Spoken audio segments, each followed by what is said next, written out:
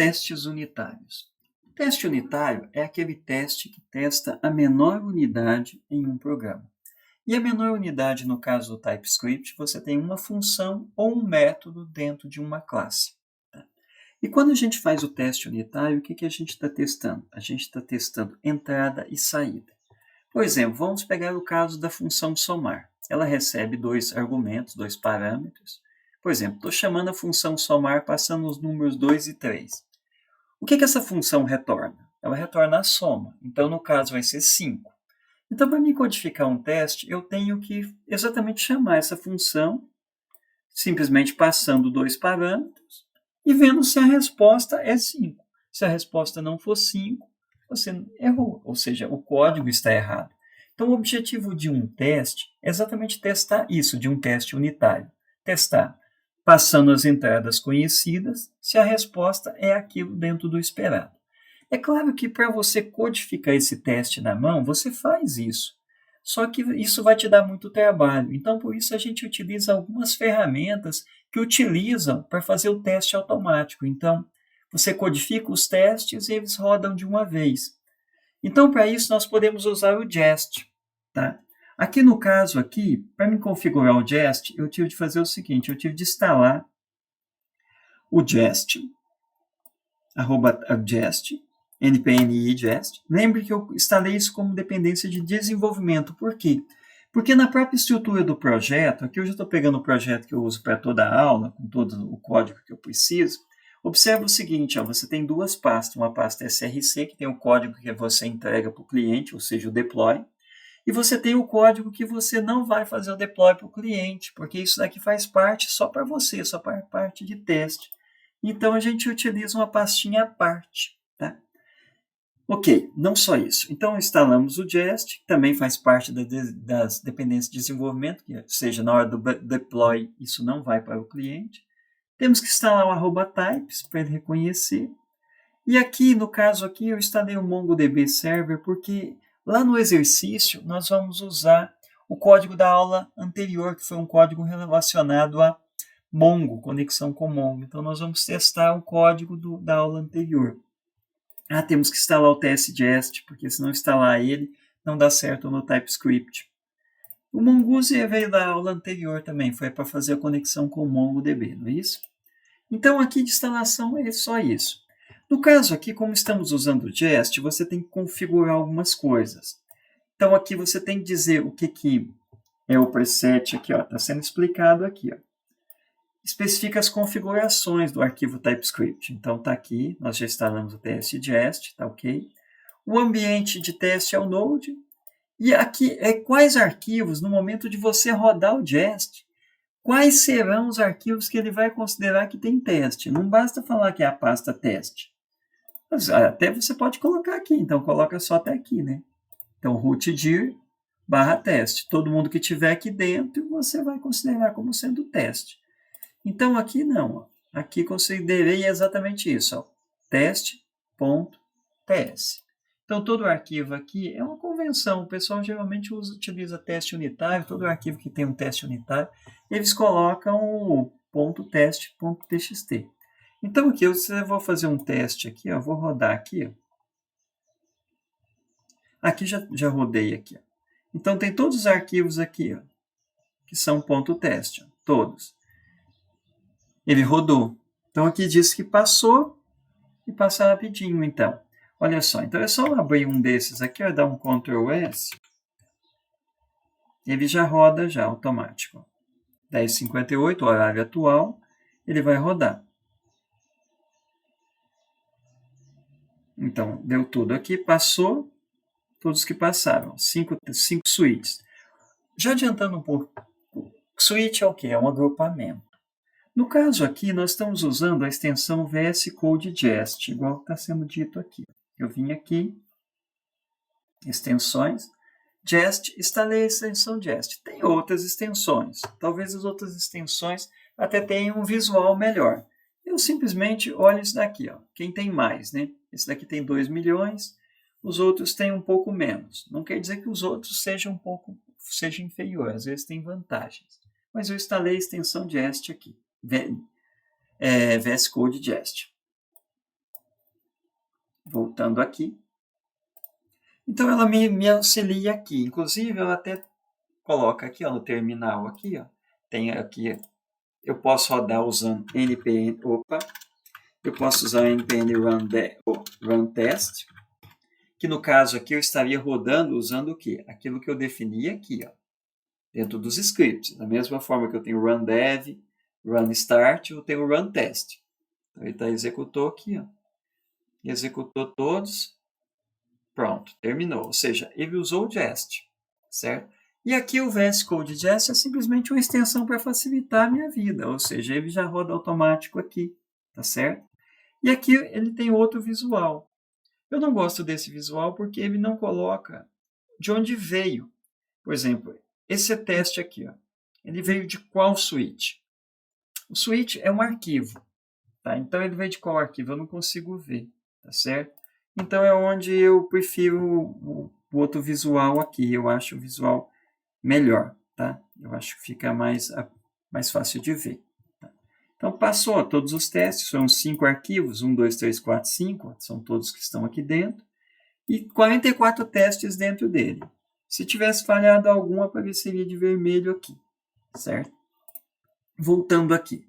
Então, isso daqui foi para rodar um npm run test, igual eu rodei aqui, ó, pelo terminal normal, tá? Porque ele cria um terminal do Jest. Esse terminal aqui foi criado por causa da extensão VS Code Jest, que a gente acabou de instalar aqui usando os complementos aqui do VS Code. Pronto, então terminado aqui a parte de configuração, volta aqui no caso de um teste. Então, como estamos usando o Jest, ele te provê um conjunto de funções, operações que ajudam a fazer o teste. Então, por exemplo, para me definir um teste, eu vou usar a função teste. Então, a função teste, ela recebe 2 argumentos. O primeiro é a descrição do teste. O que é a descrição? A descrição é o que aparece aqui, ó, esse texto. Ó, sum, calcular a soma. Certo? Então, essa é a descrição. E o segundo é uma função. É uma função callback, ou seja, é uma função que eu passo. Então, você pode criar uma função anônima ou você pode criar uma error function. Fica a seu critério. E aqui dentro, você tem que usar algum código. Então, a gente utiliza o expected. Expected é de esperar, né? Então, eu espero que 5... Aí eu tenho que usar uma função matcher, que chama uma função que bate, tá certo? Então, por exemplo, eu posso usar o to be. O to be que é igual, tá? Então, 5 é igual a 5? Sim. Então, se eu fizer rodar aqui, ó, demora que está rodando todos, né? Estou rodando todos aqui. Eu não rodei só de um arquivo, devia ter rodado só do arquivo atual. Até por isso que demora um pouco. E como eu estou fazendo conexão com o Mongo, se bem que aqui eu estou usando um Mongo virtual, eu não estou usando um Mongo de verdade, tá? Por isso que demora tanto. A descrição passou, certo? Se eu quiser rodar só o teste, debug, run test in the current file. Então, mesmo assim, ele demora um pouquinho aqui. Tá aqui, ó, rodou apenas esses daqui. Ok.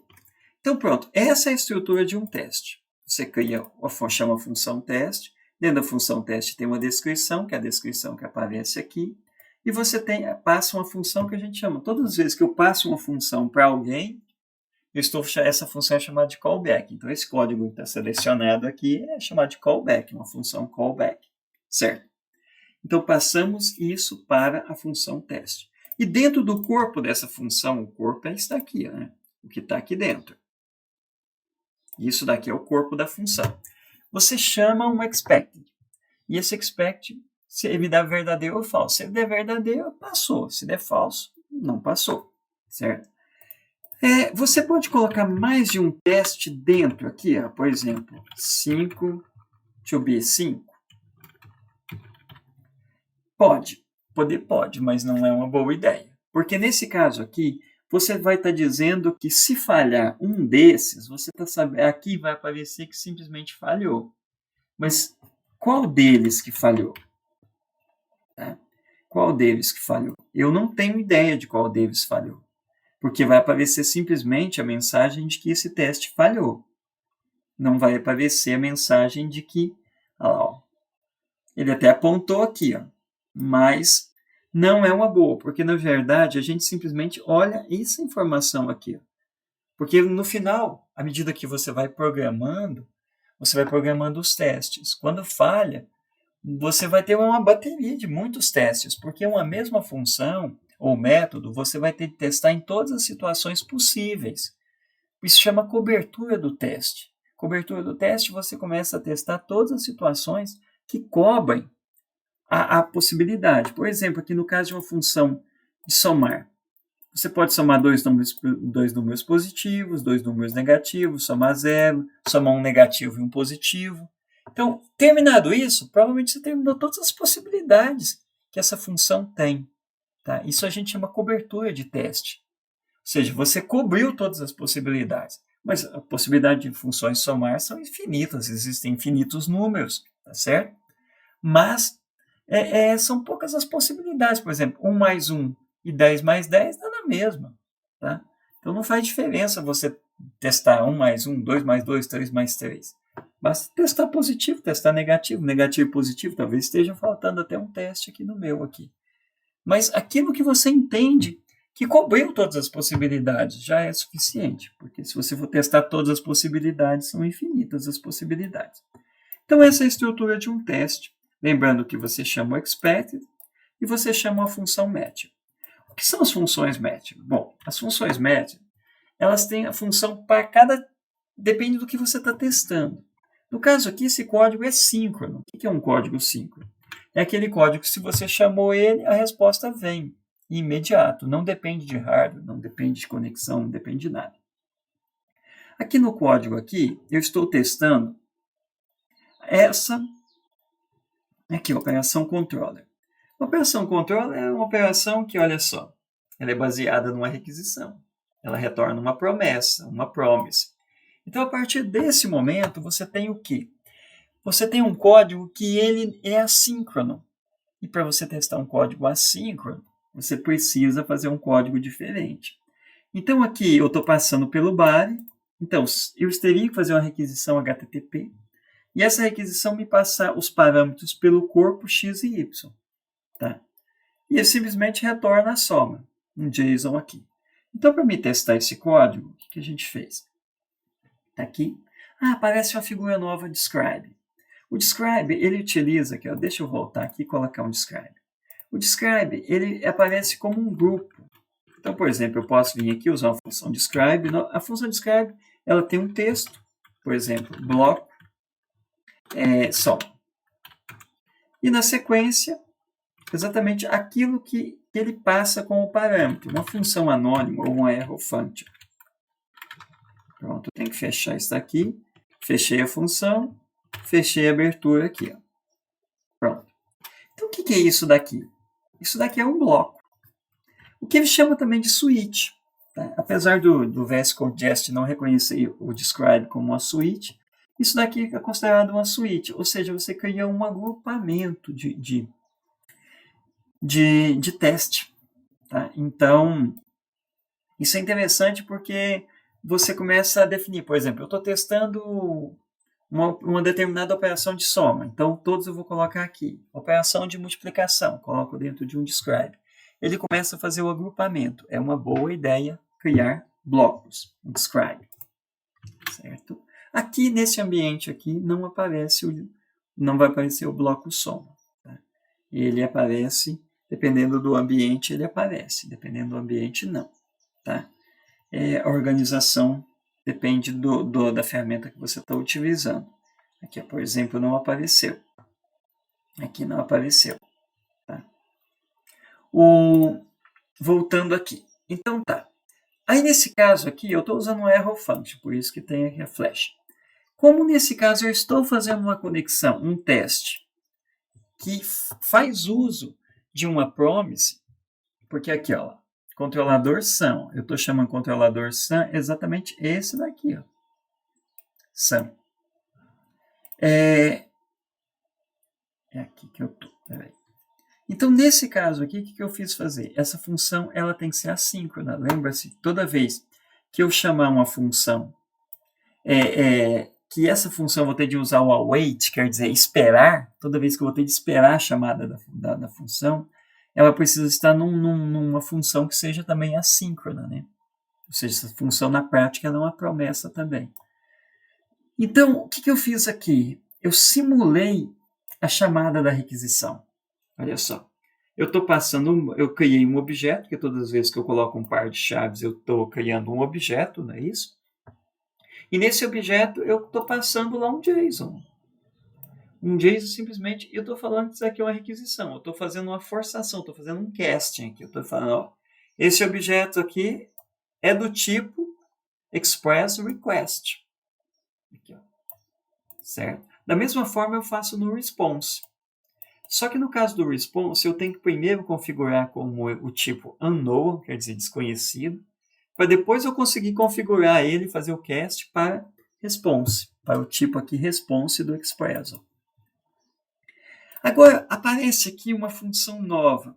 Como o teste aqui, ó, como o teste retorna na função JSON, ou seja, porque a resposta vem embutida dentro do response, dentro do objeto response, eu estou pegando a propriedade JSON e estou colocando dentro dela uma propriedade R com o valor, por exemplo, 2 mais 3 vai dar 5, certo? Então, nesse caso aqui, o que eu estou fazendo? Eu estou assistindo a propriedade JSON dentro da resposta. Para isso, eu uso essa função mocada, que é uma função simulada, jest.fn. fn é uma abreviação de function, tá? Então, eu estou usando um código do Jest, um código global do Jest, para espionar, quer dizer, assistir a propriedade JSON dentro da resposta que vai vir lá na minha chamada aqui da requisição aqui, ó. Ou seja, na prática, eu estou assistindo esse objeto aqui, ó. E dentro desse objeto response, eu estou assistindo a propriedade JSON. No caso, quando eu for testar a função power, eu vou ter de assistir o send, porque no caso aqui está sendo usando send, não está usando JSON. Tá?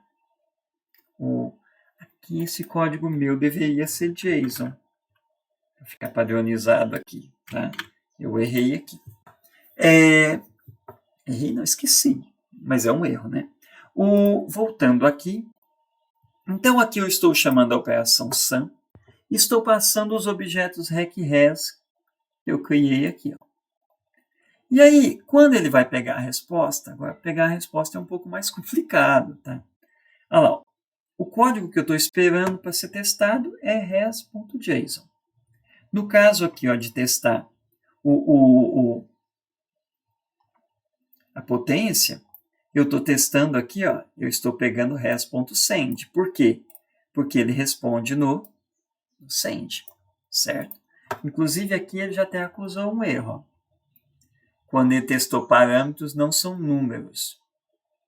Parâmetros não são números.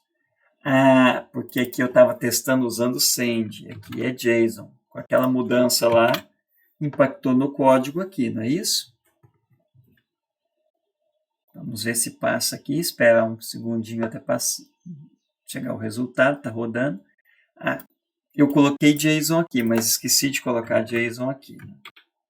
Então, olhando aqui a resposta. Então, eu estou esperando, eu estou assistindo o JSON. Eu estou chamando o matcher aqui, ó, é porque ele fornece uma gama bem grande de matcher, que é validador, não é isso? To have been called with, quer dizer, a propriedade JSON, ela foi chamada com, eu estou esperando, object contain, quer dizer, eu estou esperando esse objeto aqui, ó. Eu estou esperando esse objeto, ó. Estou esperando, ó. Parâmetros não são números. Mas vamos voltar lá no teste de quando eu somei 2 mais 3. Então, eu estou esperando esse objeto, R5. Então, é esse objeto aqui que eu estou mandando. Eu estou simplesmente testando. Ó, o que eu mandei, quando eu passo 2 mais 3, se não vier esse objeto aqui, está errado.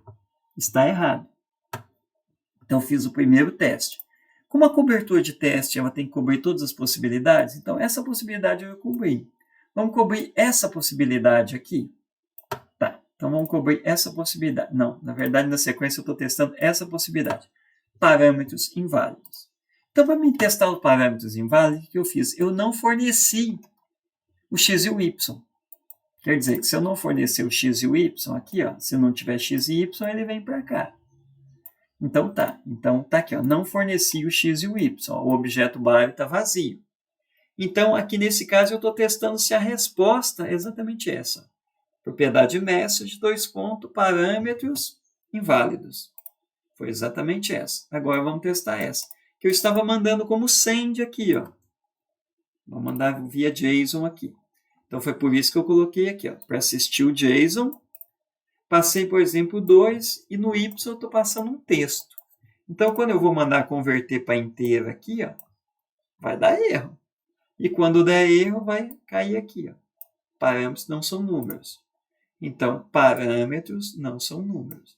Então, essa é a forma que eu tenho para construir o teste de uma função que simula uma requisição HTTP, certo? Então, eu estou pegando dentro do objeto. Isso é um pouco mais complicado, né? Agora, vamos pegar o último teste aqui que eu quero fazer, que é o teste, por exemplo, da Car Controller, que a gente abordou quando a gente fez uma conexão no Mongo, né? Então, por exemplo, você tem aqui um código que salva numa coleção do MongoDB um registro. Tá? Ele salva lá exatamente o carro aqui, no caso, é formado só pelo modelo, né? Então, deixa eu descer aqui, só para a gente olhar aqui.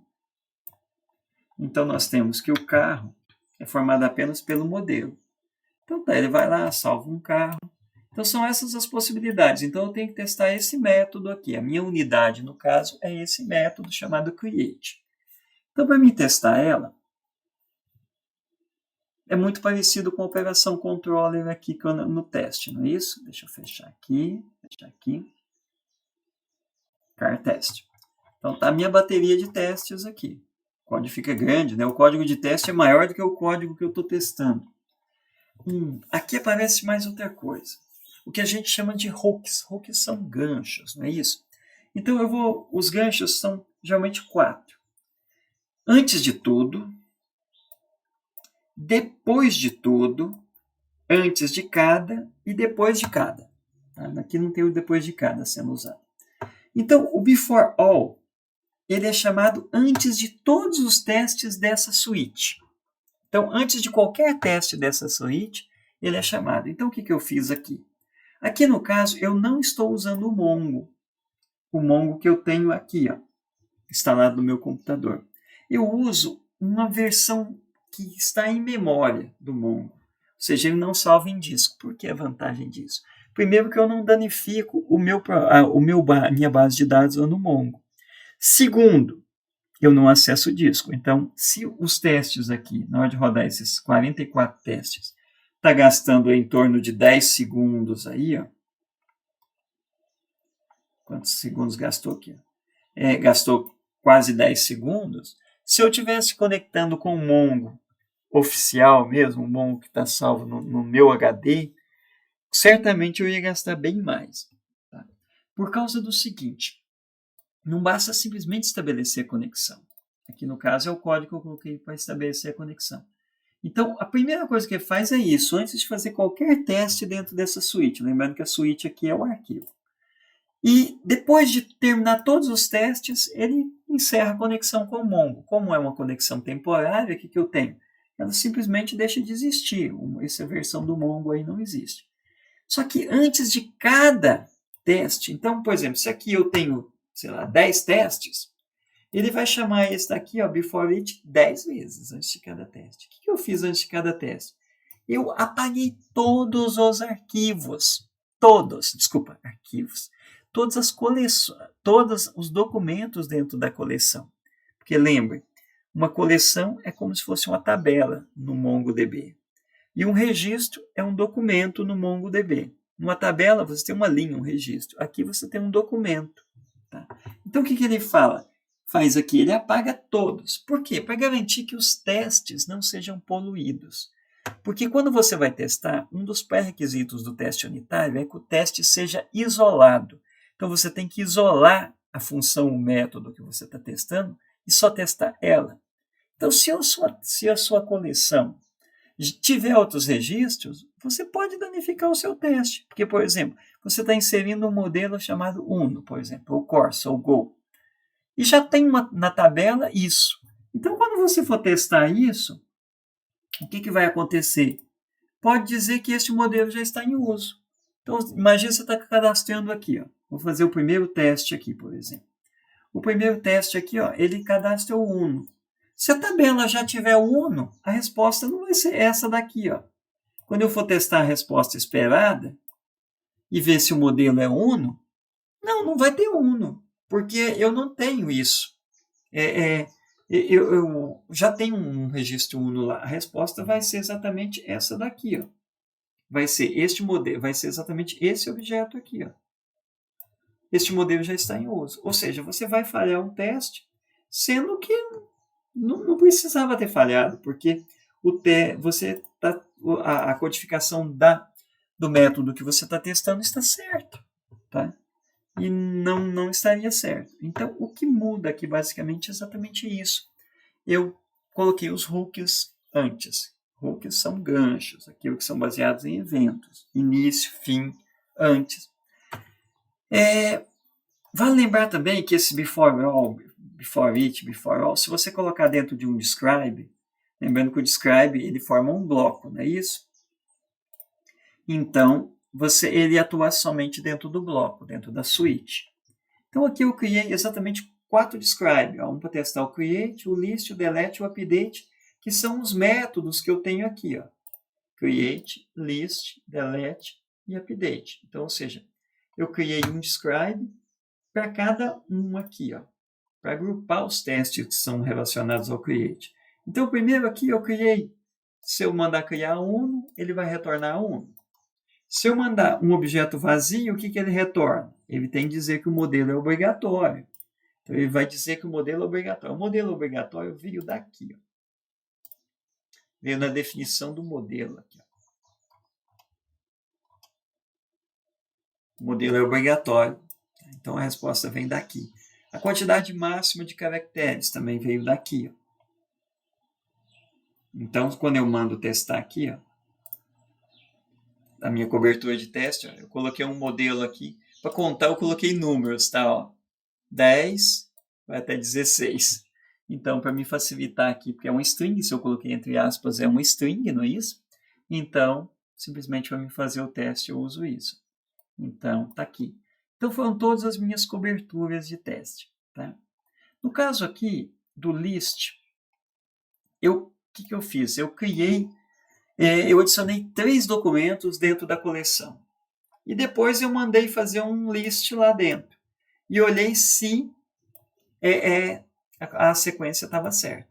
No caso aqui, ele retorna, o meu list aqui, ó, ele retorna os elementos ordenados em ordem ascendente pelo modelo. Então, se eu trocar a ordem aqui, ó, vai dar errado.